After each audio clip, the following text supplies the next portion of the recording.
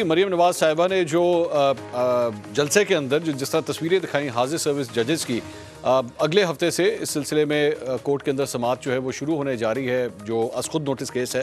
اور مریم نواز صاحبہ کے حوالے سے چند تجزیہ کار یہ بھی کہہ رہے ہیں کہ توہین عدالت کا معاملہ بھی جو ہے وہ اٹھایا جا سکتا ہے. ثنا بچہ صاحبہ، یہ مریم نواز صاحبہ نے کچھ غلطی تو نہیں کر دی سیاسی طور پہ بلا وجہ اپنے لیے ایک نئی پرابلم کھڑی کر دی ہے، یا ایکچولی ایک اچھی سیاسی چال تھی اور یہی طریقہ کار تھا مسلم لیگ نون کے پاس بھی اب ایک سیلنگ پوائنٹ آ گیا ہے اپنے ووٹر سے کنیکٹ کرنے کے لیے؟ دیکھیں، میں یہ سمجھتی ہوں کہ منصور صاحب یہاں پر کوئی ایسی گفتگو نہیں رہی جو کہ اداروں کو ملائن نہ کرتی ہو اور ہمارے سیاستدانوں نے نہ کی ہو. کم از کم اب ہم یہ بہت کمفرٹیبلی کہہ سکتے ہیں کہ اب ہمارے ہاں کوئی سیکرٹ کاؤز نہیں رہ گئے.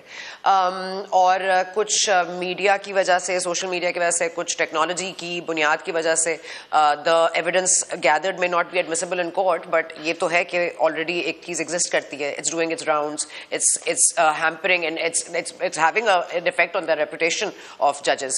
اب ایونچولی کیا ہوگا کیا نہیں ہوگا، لیکن آپ کو میں یہ بتاتی ہوں کہ فل کورٹ بنے گا منڈے تک. بلکہ جسٹس قاضی فائز عیسیٰ صاحب جو کراچی میں بینچ ہیئر کرنے والے تھے اس کو بھی کینسل کر دیا گیا، اور تمام کیسز جو کراچی میں لگے تھے نیکسٹ ویک کے لیے وہ کینسل ہو گئے. پریڈکشن دے رہی ہیں، خبر دے رہی ہیں، انفارمیشن ہے، میں خبر دے رہی ہوں آپ کو. جی، جسٹس قاضی فائز عیسیٰ جو سورسز بتا رہے ہیں وہ یہی ہے کہ کراچی میں جو انہوں نے بینچ ہیڈ کرنا تھا وہ بھی کینسل ہو گیا، جو تمام کیسز انہوں نے سننے تھے کراچی میں they have been cancel for next week. So I have a feeling کہ منڈے کو شاید فل کورٹ ہی یہ ہیئرنگ کرے گا.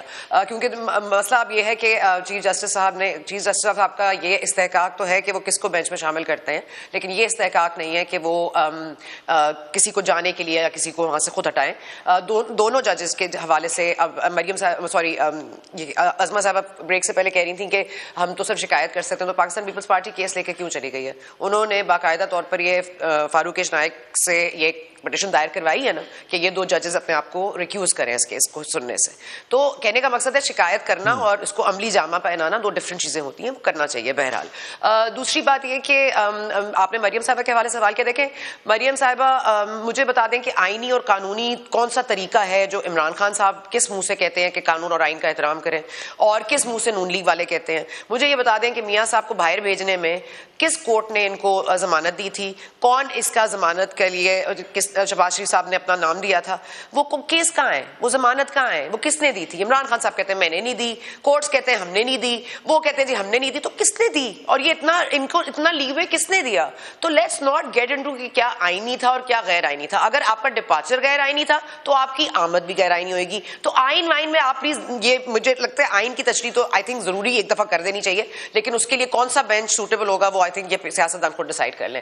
دوسرا یہ کہ مریم صاحبہ کے لیے کے حوالے سے میں یہ کہہ سکتی ہوں کہ everybody is jumping at the opportunity کہ دیکھیں جی عمران خان صاحب کو توہین عدالت ہوا تھا اور وہ تو جسٹس زیبا سے معافی بھی مانگنے گئے تھے، تو انہوں نے تو تصویریں چلا دی، انہوں نے تو حاضر ججز کے حوالے سے بات کر لی ہے.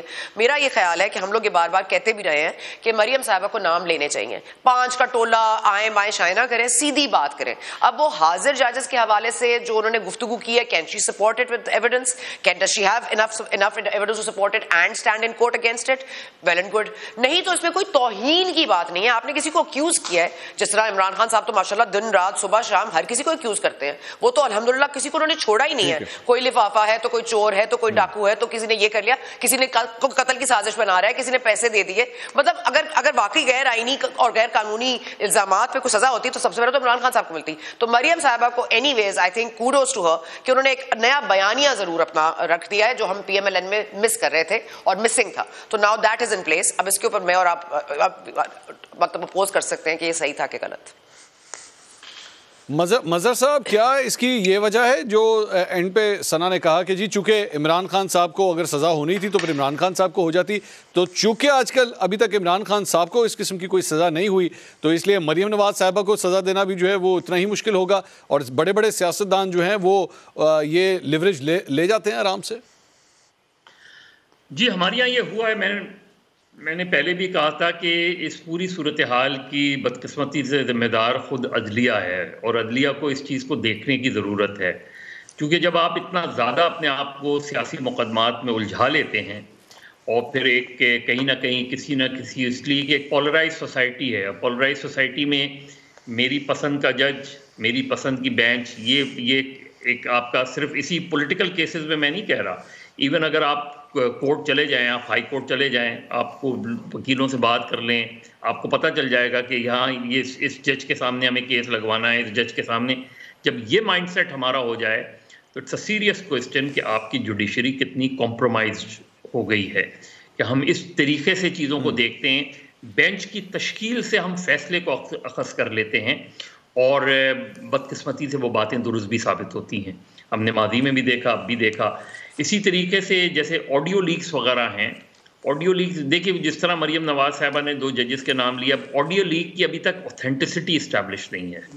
اور یہ آڈیو اور ویڈیو لیک کے میرے تو ہمیشہ سے ایک بہت اسٹرانگ ریزرویشن ہے کہ جس کی اوتھینٹسٹی اسٹیبلش نہیں ہے اس کو ہم 7 سے 11 کے ٹاک شوز میں ڈسکس کرتے ہیں, جس کا مجھے خود بھی نہیں پتا کہ یہ آڈیو کس کی ہے, اس کی یہ صحیح بھی ہے یا غلط ہے, یہ ویڈیو صحیح بھی ہے یا غلط ہے. اس کی بنیاد پر ہم یہ کیسے کسی کو اکیوز کر سکتے ہیں without knowing the authenticity of the audio.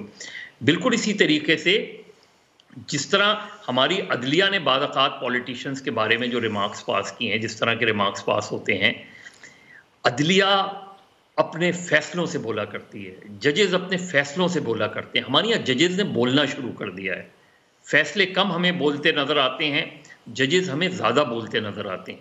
تو بہتر یہ ہے کہ یہ ریمارکس, یہ آبزرویشنز, کیونکہ پہلے نہیں ہوا کرتی تھی, پہلے سوال نہیں پیدا ہوتا تھا کہ آپ ریمارکس آبزرویشنز اس طریقے سے دے دیں انٹل انلیس آپ اس کے پیشکار سے یہ پوچھ نہ لیں کہ جی اس پر اعتراض تو نہیں ہوگا. خود اسکروٹنی میڈیا یعنی پرنٹ کے زمانے میں تو مجھے یاد ہے.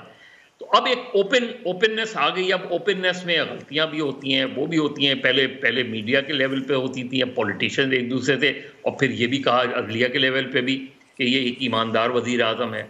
تو کیا باقی سارے بے ایمان وزیر اعظم مجھے سر اجازت دیجیے گا ازما بخاری صاحبہ, یہ مظہر صاحب بھی جو ہیں آڈیو لیکس کے بارے میں بات کر رہے ہیں کہ جی جب تک اس کو اوتھینٹیکیٹ نہ کیا جائے اس کو ایز ایویڈنس جو ہے وہ استعمال نہیں کیا جانا چاہیے. ڈاکٹر یاسمین راشد صاحبہ نے بھی ان آڈیو لیکس کے سلسلے میں, آڈیو ریکارڈنگز کے سلسلے میں ایک پٹیشن بھی جو ہے انہوں نے فائل کر دی ہے. آپ ایک سیاستدان ہونے کے ناطے آپ کے خیال میں اس طرح سیاستدانوں کی جو آڈیو ریکارڈنگز ہو رہی ہیں وہ جائز ہے؟